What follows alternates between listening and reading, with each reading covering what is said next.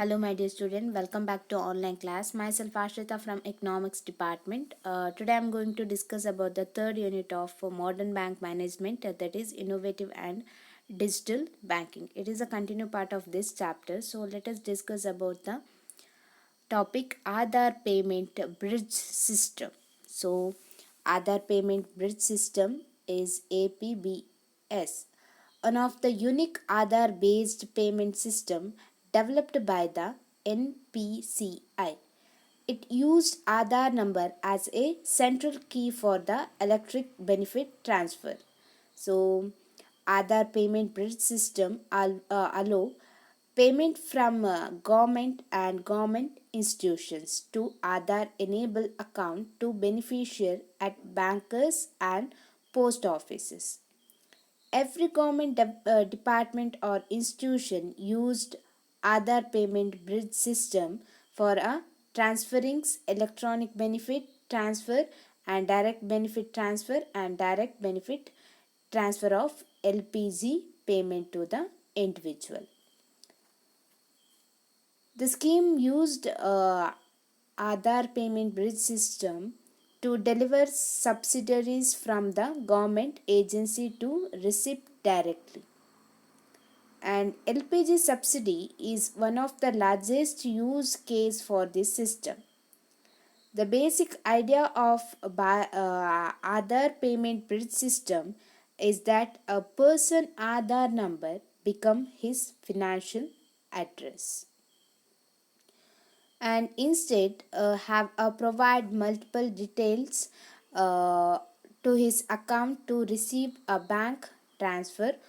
One only has providing his Aadhaar number. And here we can see how to work Aadhaar payment bridge. It is government department prepared an electronic file containing Aadhaar number and amount, and government department sent to file to bank where scheme accounting his maintenance or in his maintain, and the bank sends to Aadhaar payment bridge owned and operated by the NPCI, and it routes money to the concerned bank credit, and money is beneficiary account. And department can be send SMS information the beneficiary about the money being sent. Banks can be also send when the money arrived in the account. These are all the work of other payment bridge. And other payment means a common infrastructure through which money can be transferred to beneficiary of various government scheme using a just Aadhaar number and the amount. And an operated network using which people cannot conduct basic banking transaction by using online biometric authentication of UIDAI. This is about Aadhaar payment bridge system. So next we can see the objectives. The basic objectives of Aadhaar payment bridge system is to serve the goal of government of India and the RBI in the promotion financial inclusion by way of processing government using Aadhaar number, and to support government sponsored schemes like social security pension, old age pension, and any central or state government bodies, and to send financial details to the beneficiary using the Aadhaar number, and to promote the electronic transfer of retail payment. So these are all the objectives of Aadhaar payment bridge system. So next we can see the characteristics. So the important characteristics of Aadhaar payment bridge system are like that. Banks can be upload or download transaction file through the secured web access, and bank can get access of NPCI either through the NPCI iNet or a internet. And it is an unique payment system implemented by the NPCI. And other payment bridge system is used by the government department and agency for the transfer of benefits and subsidies under the DPI scheme launched by the government of India. And next, fifth one is a transaction processing is done by the distinction banks on the basis of Aadhaar number issued by the UIDAI and IIN issued by the NPCI. And APPS providing direct cooperation access to the government department and agencies. And it support multiple integrated session, and it providing online dispute management system and capable of handling 10 million transactions per the day.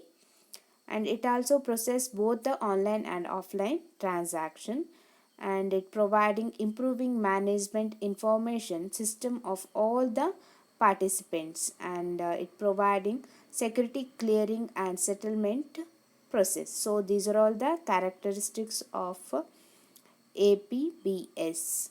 And let us discuss about the advantage of ABPS.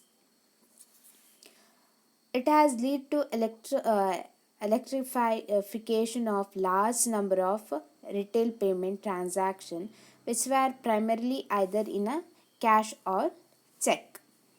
And the second one is it helps the government to serve the goal of financial inclusion and reframe the subsidiary management program. And it need for the multiple banking account for the different scheme. It is faster channel for the receiving as all the welfare payment without any middleman.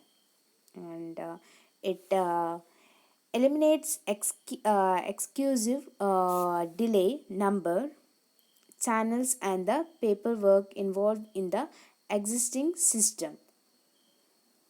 And it facilitates transfer benefit and subsidiary in the faultless and timely manner and directly into the Aadhaar enabled bank account. And in case of change in a bank account, customer is not required to convey to the bank account detail or a change in a bank detail to the government department or agency. And next, customer is not required to open multiple bank account for receiving benefits and subsidies of various social welfare schemes.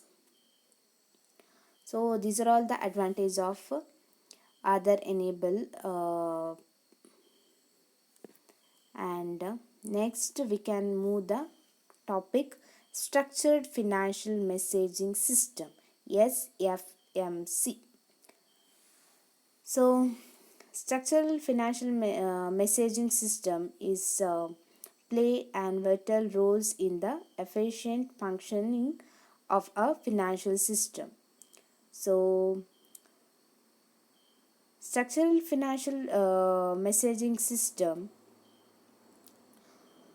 launched in the year of 2001, December 14, which would be a ride on the backbone of Indian financial networking.